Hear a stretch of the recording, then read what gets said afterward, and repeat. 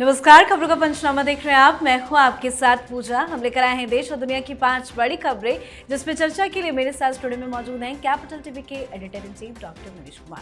Doctor साहब, बहुत बहुत स्वागत है आपका। धन्यवाद। सबसे पहले नजर हेडलाइंस पर। पीएम मोदी की पॉडकास्ट की पूरी दुनिया में धूम। इंटरव्यू को शेयर करने से खुद को नहीं रोक पाए डोनाल्ड ट्रंप, तो पॉडकास्ट देख बौखलाई कांग्रेस पार्टी।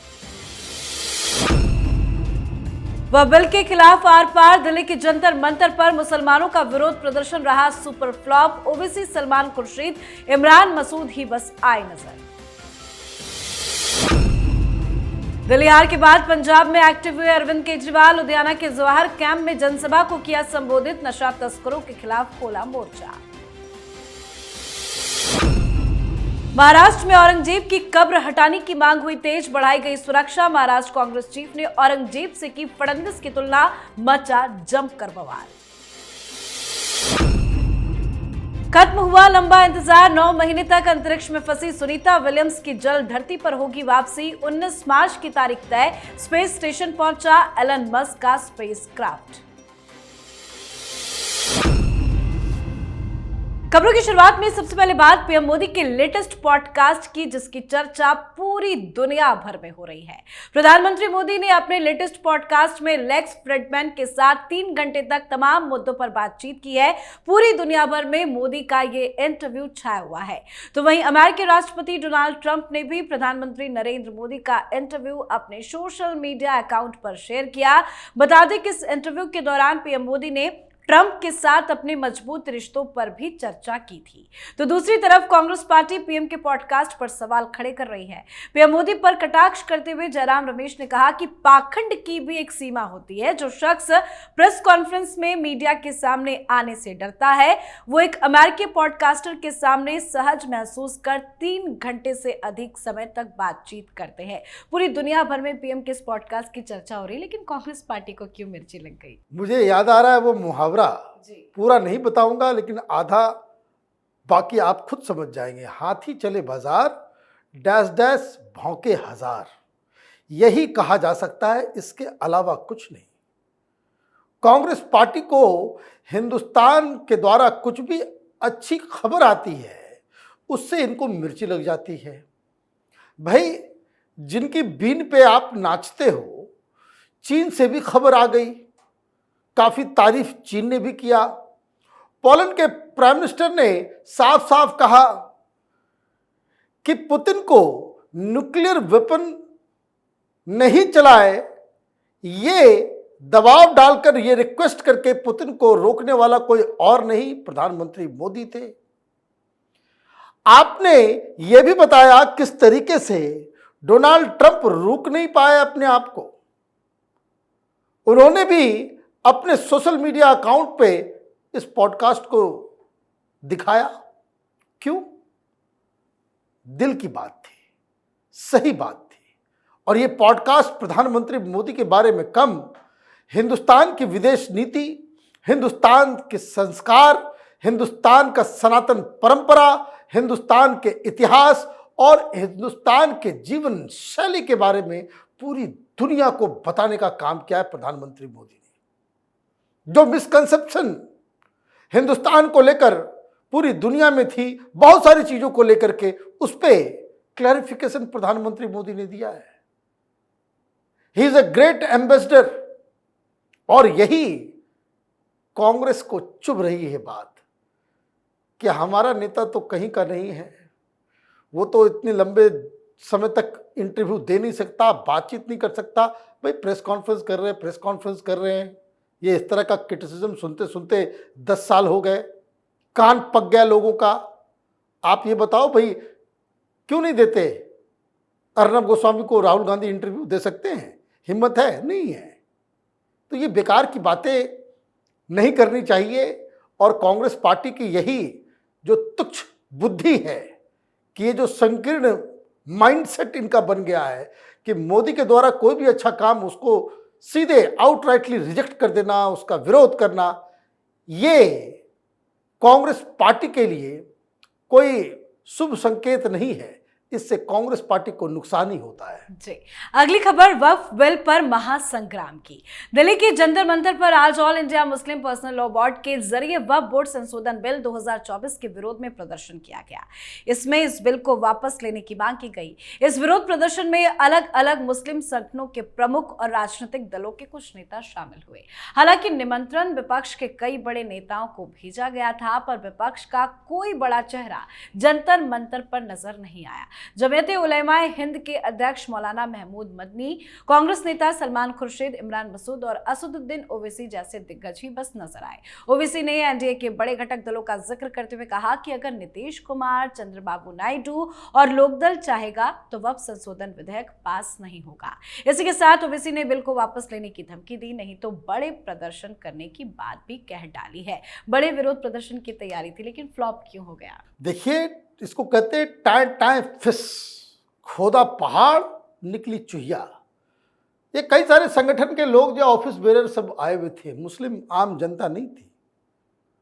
और भारतीय जनता पार्टी के मैनेजर्स, सरकार के लोग, खास करके होम मिनिस्ट्री, वो माइक्रोस्कोप लगा करके देख रही होगी भाई आज होता क्या है, क्या मैसेज यहां से निकलता है। तो पहला मैसेज ये निकला कि ये आम मुसलमानों का विरोध प्रदर्शन नहीं था, ये वोटों के सौदागरों, मुस्लिम वोट बैंक को बेच करके अपने जेबें गर्म करने वाले मौलवी मौलानाओं और उन संगठनों का विरोध प्रदर्शन था।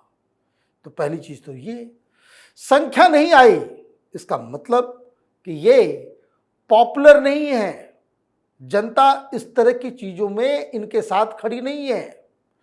तो जो कुछ भी हिचकिचाहट थी केंद्र की सरकार की, भाई अभी लाए नहीं लाए, इस प्रोटेस्ट के बाद जिसको वो रोकने के लिए प्रोटेस्ट किया था, भारतीय जनता पार्टी और इनकरेज हो गई होगी कि चलो अब तो लगा देना है। उसकी सबसे बड़ी वजह क्या है? ओवैसी साहब कह रहे हैं कि नीतीश, नायडू और जयंत चौधरी अगर चाह लें तो ये पास ना हो। भाई आपके इस रैली से तो मैसेज ये गया कि तमाम इंडी गठबंधन के लोगों को समझ में आ गया कि ये कांग्रेस और ओवैसी ये गुपचुप गुपचुप गुटर गुटर कर रहे हैं, ये कांग्रेस प्रायोजित प्रोटेस्ट था। इसलिए सलमान खुर्शीद वहां नजर आ रहे थे और बाकी कोई, ममता बनर्जी नजर आई नहीं आई, क्यों नहीं आई? अखिलेश यादव नजर आए नहीं आए, क्यों नहीं आए? तेजस्वी यादव, केजरीवाल, कोई आया नहीं। तो पहले आप अपनी ताकत को तो देख लो। आप एक्सपोज हो गए इस प्रोटेस्ट के बाद। ये आंदोलन जीवियों का ये जो वर्ग है जिसने शाहीन बाग किया था, वो पूरी तरीके से एक्सपोज हो गया है। अब तो ये बिल पार्लियामेंट में पास होके रहेगा। जी, अब बात अरविंद केजरीवाल की, जो दिल्ली छोड़ पंजाब की राजनीति कर रहे हैं।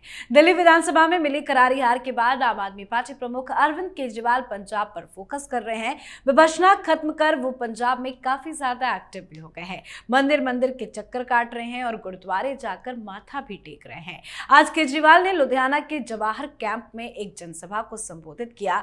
पंजाब में नशे के खिलाफ चल रही मुहिम को लेकर बड़ा बयान दिया। उन्होंने कहा कि पहले पार्टियां नशे का कारोबार करती थी, लेकिन अब सरकार ये धंधा नहीं करवा रही है। उन्होंने कहा कि अगर कोई भी व्यक्ति पंजाब में नशे का कारोबार करता पकड़ा गया तो उसके खिलाफ सख्त कार्रवाई की जाएगी। इस मौके पर केजरीवाल ने बड़ा ऐलान करते हुए ये भी कहा कि लुधियाना के जवाहर नगर में 1 महीने के अंदर नई सड़कें और स्ट्रीट लाइटें लगा दी जाएंगी। केजरीवाल लगता है पूरी तरह से कंट्रोल कर रहे हैं पंजाब के वो सुपर सीएम तो बन ही गए, पार्टी के सुप्रीमो थे ही, ये तानाशाही आदमी है। लेकिन वही गलती इन्होंने कर दी जो गलती इन्होंने दिल्ली में किया, और उसके फलस्वरूप क्या हुआ?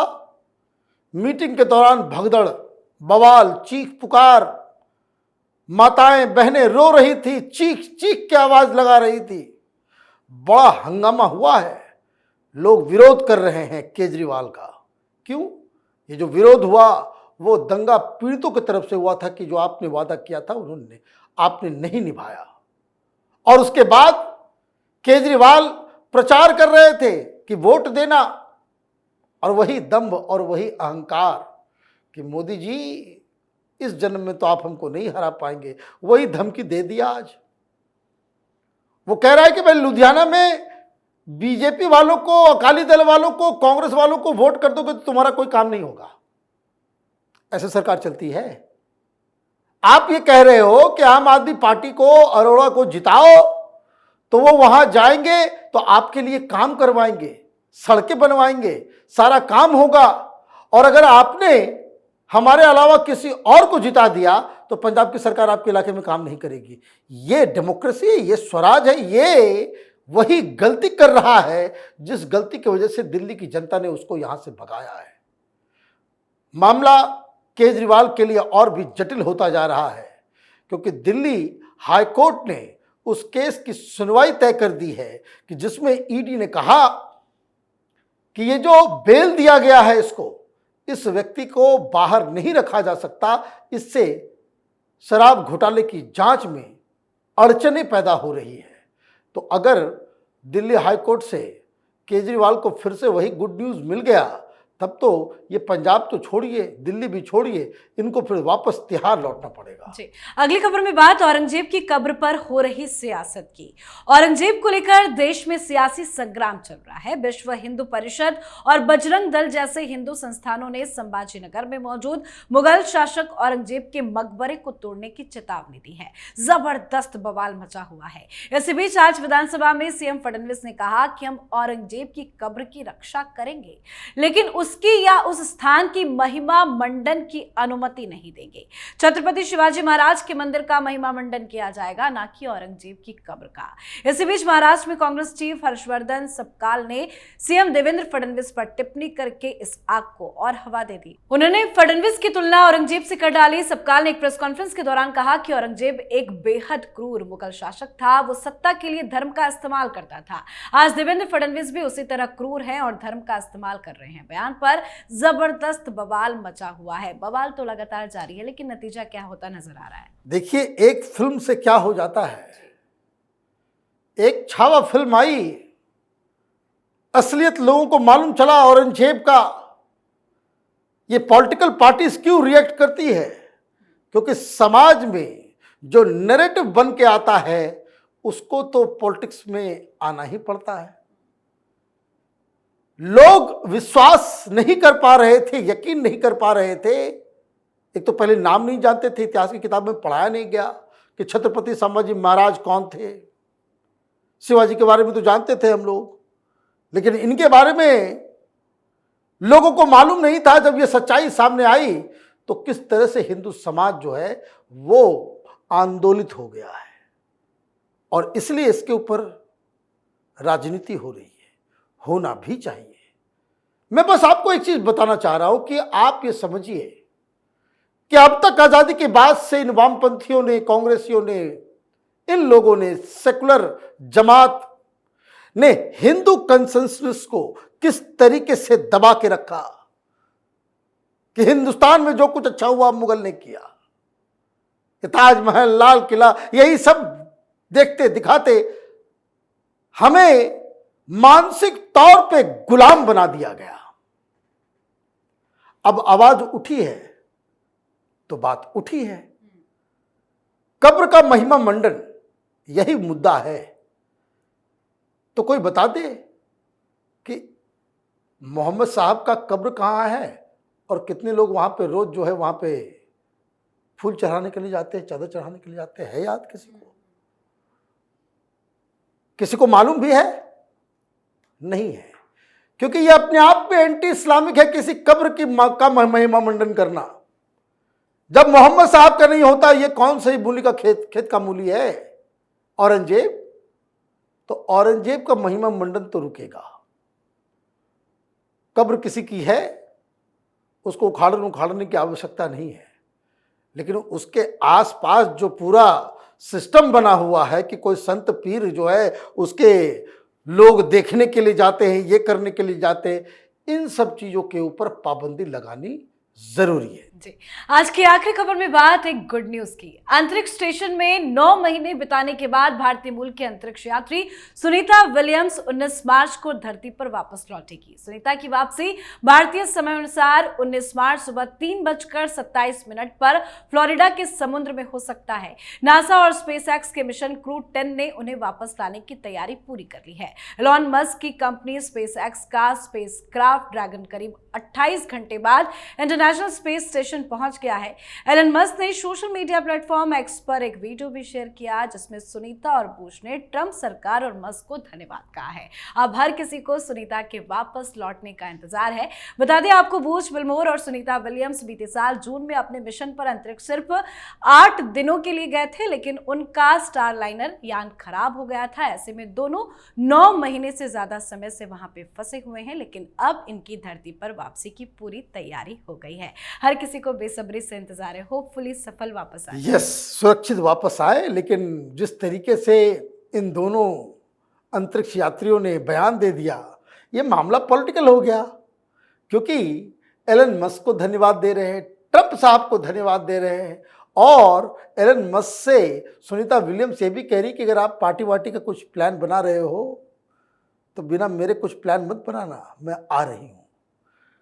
हिंदुस्तानियों के लिए फख्र की बात है कि हिंदुस्तानी भारतीय मूल की एक बेटी ने इस तरह का कीर्तिमान स्थापित किया है। सुनीता विलियम्स हिंदुस्तान की बच्चियों के लिए एक प्रेरणा है। आप इस चीज को समझिए, वो दिन दूर नहीं कि हिंदुस्तान का भी शिप इसी तरीके से अंतरिक्ष में जाए और महिलाएं, बच्चियां वो अंतरिक्ष यात्री बने। और मुझे लगता है कि जितना सेलिब्रेशन अमेरिका में होगा, हिंदुस्तान में भी सुनीता विलियम्स की वापसी के लिए लोग उसी तरीके से उत्साहित भी होंगे और सेलिब्रेट भी करेंगे। बिल्कुल, बहुत बहुत धन्यवाद सर बातचीत के लिए। धन्यवाद। खबरों का पंचनामा में आज के लिए फिलहाल इतना ही। देश विदेश की बाकी खबरों और उनके सटीक एनालिसिस के लिए देखते रहिए कैपिटल टीवी। हमें लाइक कीजिए, शेयर कीजिए और कैपिटल टीवी को सब्सक्राइब कीजिए। नमस्कार।